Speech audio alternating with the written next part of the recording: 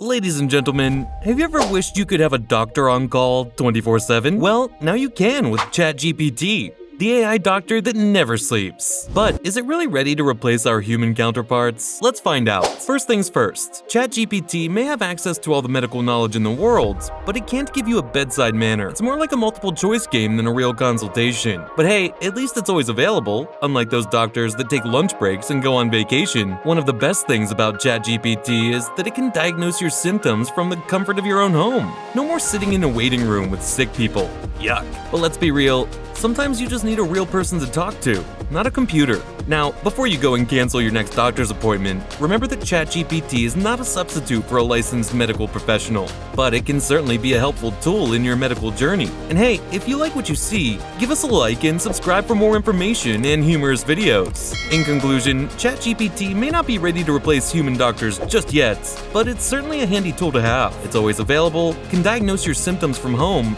and let's be honest, it's a lot more fun than waiting in a doctor's office. So give it a try and let us know what you think. And don't forget to hit that like and subscribe button.